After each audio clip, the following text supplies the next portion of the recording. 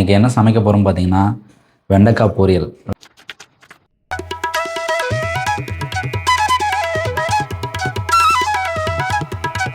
வணக்கம் அனைத்து தமிழ் உறவுகளுக்கும். நம்ம சேனலுக்கு இப்போ தான் ஃபஸ்ட் டைம் வரீங்க அப்படின்னா எங்கள் சேனலை வந்து லைக் பண்ணுங்கள், சப்ஸ்கிரைப் பண்ணி வச்சுங்க. அடுத்தடுத்த வீடியோ வந்துகிட்டே இருக்கும். அது உங்களுக்கு நோட்டிஃபிகேஷன் வருதுன்னா நோட்டிஃபிகேஷன் ஆன் பண்ணி வச்சுக்கோங்க. நாம் இன்றைக்கி என்ன சமைக்க போகிறோம் பார்த்தீங்கன்னா வெண்டைக்காய் பொரியல். வெண்டைக்காய் பொரியல் தான் இன்றைக்கி சமைக்க போகிறோம். இந்த வெண்டைக்காயில் வந்து பார்த்திங்கன்னா வைட்டமின் B9 இருக்குது. வெண்டைக்காயோட நன்மைகளை நம்ம முதல்ல என்ன பார்க்க போகிறோன்னா, உடல் எடையை வந்து கண்ட்ரோலாக வச்சுக்கிது. இப்போ வந்து பசி அதிகமாக எடுத்தால் தானே உடம்பு வந்து நம்ம நிறைய சாப்பிட்டு உடம்பு ஏறும். அந்த பசியை கண்ட்ரோல் பண்ணி உடம்போட எடையை வந்து சீராக வச்சுக்கிறதுக்கு வந்து இந்த வெண்டைக்காய் வந்து யூஸ் ஆகுது. அடுத்தது வந்து பார்த்திங்கன்னா இந்த மலச்சிக்கல், வெள்ளைப்படுதல் இந்த மாதிரிலாம் இருக்குல்ல, அதெல்லாம் வந்து சரி பண்ணுறதுக்கு இந்த வெண்டைக்காய் வந்து ரொம்ப யூஸ்ஃபுல்லாக இருக்குது. நிறைய பேருக்கு வந்து இந்த வெண்டைக்காய் பிடிக்காமல் போகிறதுக்கு காரணம் பார்த்திங்கன்னா இதில் வந்து கொஞ்சம் குழகுழப்பாக வரும், கட் பண்ணும்போது வருதுல்ல, அதனாலே நிறைய பேர் வந்து வெண்டைக்காய் சாப்பிடாமல் விட்டுருவாங்க. அதில் தான் வந்து பார்த்திங்கன்னா நமக்கு பெரிய மருந்து அதில் தான் இருக்குது. அந்த குழகுழப்பில் தான் புற்றுநோய் வராமல் இருக்கிறதுக்கான சத்தை வந்து அதில் அடங்கியிருக்கு. அதனால் அதிகமாக இந்த வெண்டைக்காய் வந்து நம்ம உணவில் வந்து சேர்த்துக்கணும். கிராமத்திலலாம் சொல்லுவாங்க, உனக்கு கொஞ்சமாக மூளை இருக்காடா, வெண்டைக்காய் சாப்பிட்டு மூளையாவது வளரட்டும் அப்படின்ற ஒரு பழமொழி மாதிரி இருக்குது பேச்சு வழக்கில். அதுபடி பார்த்திங்கன்னா கூட நமக்கு மூளை வளர்ச்சிக்கு ஹெல்ப்ஃபுல்லாக இருக்கிறதுக்கு வந்து இந்த வெண்டைக்காய் வந்து நமக்கு நிறைய ஹெல்ப் பண்ணுது. இந்த வெண்டைக்காய் பொரியல் வந்து பார்த்திங்கன்னா வெண்டைக்காய் யார் யாருக்கெல்லாம் பிடிக்காமல் இருந்ததோ இந்த வீடியோ பார்த்ததுக்கப்புறம் கண்டிப்பாக நீங்களும் ட்ரை பண்ணி சாப்பிடுங்க. இதுக்கப்புறம் வெண்டைக்காய் பொரியலாக நீங்கள் மாறுவீங்க. இப்போ வாங்க வெண்டைக்காய் பொரியல் எப்படி செய்யலான்னு பார்க்கலாம். எப்போவுமே வெண்டைக்காய் வாங்கும்போது பார்த்திங்கன்னா இந்த மாதிரி வந்து ரொம்ப சின்ன சின்னதாக பிஞ்சாக இருக்க மாதிரி வாங்கிக்கோங்க. அப்போ தான் டேஸ்ட் வந்து நல்லாயிருக்கும். ரொம்ப முத்தலாம் வாங்கிட்டிங்கன்னா அது கட் பண்ணும்போது நமக்கு தெரியும், சாஃப்டாக வந்து கட் ஆகாது, சவுண்ட் நிறையா வரும். ரொம்ப பிஞ்சாக வாங்கிக்கோங்க, அப்போ தான் டேஸ்ட் நல்லாயிருக்கும். இப்போ ஃபஸ்ட்டு எப்படி க்ளீன் பண்ணணும்னு பார்க்க போகிறோம். ஒரு பாத்திரத்தில் தண்ணி எடுத்துங்க. தண்ணி எடுத்துகிட்டு வெண்டைக்காய் வந்து ஃபஸ்ட்டு கழுவிடுங்க. ஏன்னா மேலே வந்து பார்த்திங்கன்னா நமக்கு நமிக்கிற மாதிரி மேலே இருக்கும், அதை வந்து நம்ம ஃபஸ்ட்டு எடுக்கணும். அதனால் எல்லா வெண்டைக்காயும் போட்டு நல்லா நனைச்சிட்டு இப்போ நல்லா கழுவியாச்சு. இதை எடுத்துகிட்டு ஒரு துணியில் துடைச்சிட்டு அதுக்கப்புறம் நம்ம கட் பண்ணலாம். ஈரம் இல்லாமல் இந்த மாதிரி நம்ம எடுத்துக்கலாம். இப்போது இந்த மாதிரி நல்லா கழுவி ஒரு நல்ல துணி வச்சு மேலே நல்லா துடைச்சிங்க. அந்த ஈரப்பதம் இல்லாமல் கொஞ்சம் காஞ்சிருக்கணும். அந்த ஸ்டேஜில் நம்ம இப்போ சின்ன சின்னதாக கட் பண்ணி எடுத்துக்கலாம்.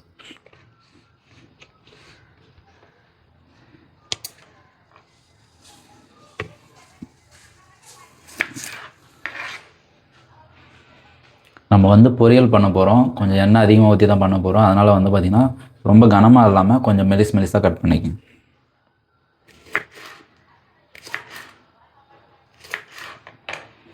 இந்த அளவுக்கு இருந்தால் போதும். இந்த திக்னஸ், இந்த கனத்தில் இந்த சைஸில் கட் பண்ணிக்கங்க. இந்த அளவுக்கு வந்து நம்ம பொடி பொடியாக கட் பண்ணி எடுத்துட்டோம். இப்போ எப்படி செய்யலான்னு பார்க்கலாம் வாங்க. இந்த வெண்டைக்காவை வந்து பார்த்திங்கன்னா சின்ன சின்ன வெண்டைக்காய் இருக்குல்ல, பிஞ்சு வெண்டைக்காவை வந்து நல்லா பொடி பொடியாக கட் பண்ணிவிட்டு தண்ணியில் ஊற வச்சுட்டு அடுத்த நாள் காலையில் வந்து பார்த்திங்கன்னா அந்த வெண்டைக்காவை நம்ம தலைக்கு தேய்ச்சி கொஞ்சமாக எலுமிச்சம்பழம், அந்த தண்ணியில் கொஞ்சம் எலுமிச்சம்பழம் சேர்த்து தலைக்கு தேய்ச்சி தலைக்கு அலசினிங்கன்னா முடி வந்து பலன்னு வரும்.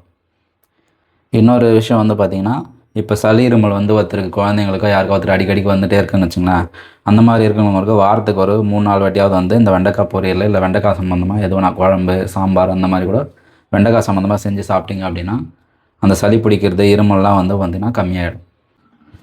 இப்போ நம்ம கேஸ் ஆன் பண்ணி தேவையான பாத்திரம் வச்சுக்கலாம்.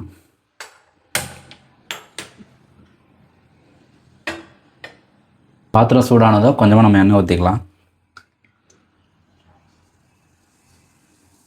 இதில் வந்து பார்த்திங்கன்னா நம்ம எதுவுமே அதிகமாக சேர்க்கப்படுறது கிடையாது. வெறும் வெண்டைக்காய் போட போகிறோம்.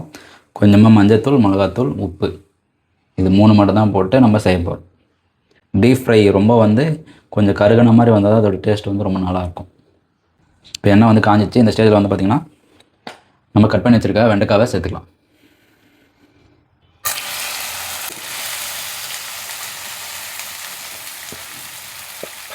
இந்த வெண்டைக்காய் பார்த்திங்கன்னா இந்த எண்ணெயிலே வந்து நல்லா ஃப்ரை ஆகணும். அது வரையும் நல்லா வதக்கி எடுத்துக்கலாம். எந்த பொரியல் செஞ்சாலும் கேஸை வந்து சிம்மில் வச்சே செய்யுங்க. அப்போ தான் வந்து நம்ம பொறுமையாக வேகும், தீயாமல் நல்லா ஆகும். இந்த வெண்டைக்காயில் பார்த்திங்கன்னா அந்த பிசுப்பு தன்மை வந்து அப்போ தான் வெளியே வரும். அது வந்து நல்லா ட்ரை ஆகிற அளவுக்கு நம்ம ஃபுல்லாக வந்து ஃப்ரை பண்ணி எடுத்துடணும். இந்த பிசுப்பில் தான் வந்து பார்த்திங்கன்னா நமக்கு வந்து கேன்சரை குணப்படுத்துறதுக்கான மருந்து வந்து அதுக்குள்ளே இருக்குதுன்னு சொல்கிறாங்க. அதனால் நம்ம அடிக்கடிக்கு நம்ம உணவில் சேர்த்துக்கலாம். தேவையானாலும் உப்பு சேர்த்துக்கலாம். இந்த பச்சை கலர்லேருந்து லைட்டாக வந்து நமக்கு ப்ரௌன் கலராக வரும். கொஞ்சம் தீயிற ஸ்டேஜுக்கு முன்னாடி ஸ்டேஜ் வரைக்கும் நம்ம வர வரைக்கும் அதை நல்லா வறுத்து எடுத்துக்கணும். இதில் கொஞ்சமாக மஞ்சள்தூள் சேர்த்துக்கலாம், கொஞ்சமாக மிளகாத்தூள், கொஞ்சமாக தனியாத்தூள். இதெல்லாம் சேர்த்து அந்த பச்சை வாசனை போகிற அளவுக்கு வதக்கி எடுத்துக்கலாம். இந்த ஸ்டேஜில் நம்ம கொஞ்சமாக கருவேப்பிலை சேர்த்துக்கலாம். ரொம்ப ட்ரையாக உங்களுக்கு வேணுன்றவங்க கொஞ்சம் இதோட கொஞ்சம் எண்ணெய் அதிகமாக சேர்த்துட்டு கொஞ்சம் ட்ரை பண்ணி எடுத்துக்கிங்கன்னா டேஸ்ட்டு கொஞ்சம் நல்லாயிருக்கும். எண்ணெய் கம்மியாக வேணுறவங்க சேர்த்துக்கணும். ஃபஸ்ட்டு எவ்வளோ ஊற்றிங்கன்னா அதே போதும். எனக்கு வந்து ரொம்ப ட்ரையாக பிடிக்கும், அதனால் நான் கொஞ்சம் எண்ணெய் ஆட் பண்ணியிருக்கேன்.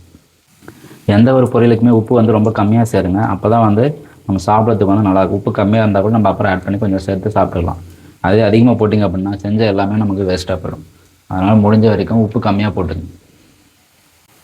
இப்போ வந்து நமக்கு வெண்டைக்காய் வந்து நல்லா ட்ரை ஆகிடுச்சு. இந்த ஸ்டேஜில் நம்ம வந்து கேஸ் ஆஃப் பண்ணிக்கலாம். உங்களுக்கு பார்த்தீங்கன்னாவே தெரியும் நல்லா பொரிஞ்சு வந்திருக்கு. இந்த ஸ்டேஜ் வந்ததை ஆஃப் பண்ணிவிட்டு நீங்கள் சாப்பிட்டீங்கன்னா டேஸ்ட் வந்து சூப்பராக இருக்கும். இப்போ இதை நம்ம வந்து ஒரு பவுலில் மாற்றிக்கலாம்.